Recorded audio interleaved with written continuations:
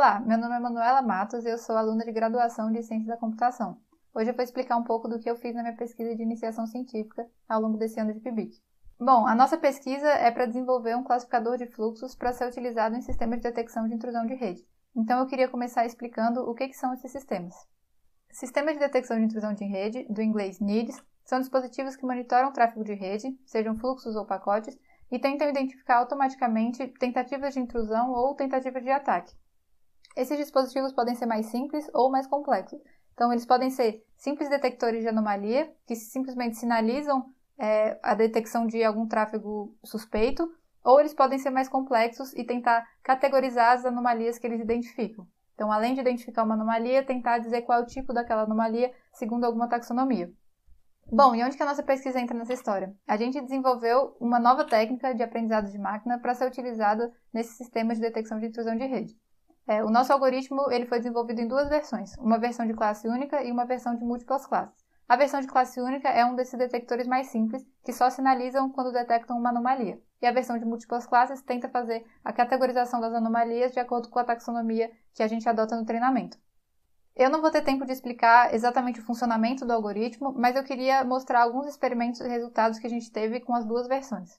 Os nossos experimentos foram realizados na base de dados CID001, disponibilizada publicamente pela Universidade de Coburg, e a gente escolheu essa base de dados porque ela contém tanto tráfego real quanto tráfego simulado. Então, existe um ambiente em que eles simularam vários tipos de ataque, ataques bastante atualizados, e também tem um ambiente em que eles recolheram amostras do servidor externo que correspondem a tráfego real de rede. Então, o primeiro experimento que a gente fez foi com a versão single class do UFC, a versão de classe única. Esse experimento consistiu numa comparação de vários algoritmos clássicos de aprendizado de máquina e ele foi feito em duas etapas. A primeira etapa, a gente fez o treinamento e o teste dos algoritmos dentro do ambiente simulado.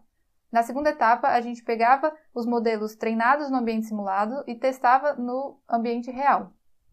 Esse segundo experimento tinha por objetivo analisar a capacidade de adaptação dos algoritmos.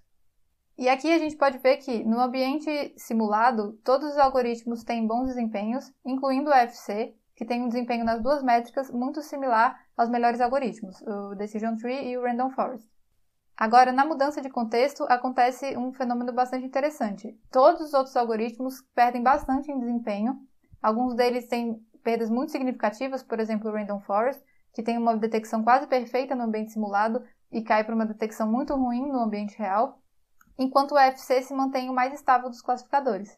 A gente acredita que o UFC foi menos impactado na mudança de contexto porque ele só treina com amostras normais. Então, ele não depende de uma caracterização de anomalia para identificar padrões anormais.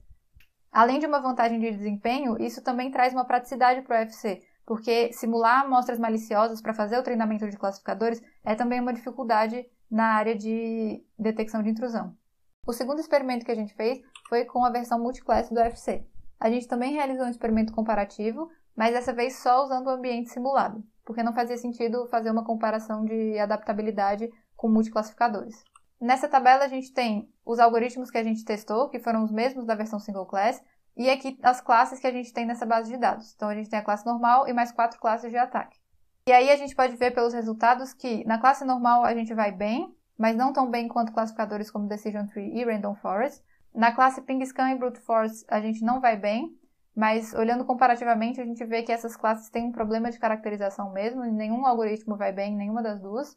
Na classe PortScan o nosso desempenho é o melhor entre todos os outros algoritmos, e na classe DOS a gente também vai bem, mas não tão bem quanto Random Forest e Decision Tree. O objetivo desse experimento foi fazer uma sondagem da capacidade do UFC de detectar diferentes classes, de separar as classes. Então, a gente ainda espera trabalhar mais com esse algoritmo e tentar desenvolver o melhor para conseguir aumentar as taxas de detecção de algumas das classes. Uma última consideração que eu queria fazer é que os dois algoritmos têm complexidade temporal baixa. Tanto a versão single class quanto a versão multiclass são lineares na quantidade de amostras que eles usam no treinamento e no teste. Eles são mais dependentes de outras características, de outros hiperparâmetros que a gente controla, do que da quantidade de amostras. Isso é uma característica muito importante em sistemas de detecção de intrusão de rede, porque o tempo de processamento dos pacotes ou fluxos é um tempo que você está onerando a rede. E era isso que eu tinha para apresentar hoje, na bibliografia, o artigo que a gente conseguiu publicar durante a iniciação científica, e a base de dados que a gente usou nos experimentos. Qualquer dúvida, eu estou à disposição. Olá, meu nome é Manuela Matos e eu sou aluna de graduação de Ciência da Computação. Hoje eu vou explicar um pouco do que eu fiz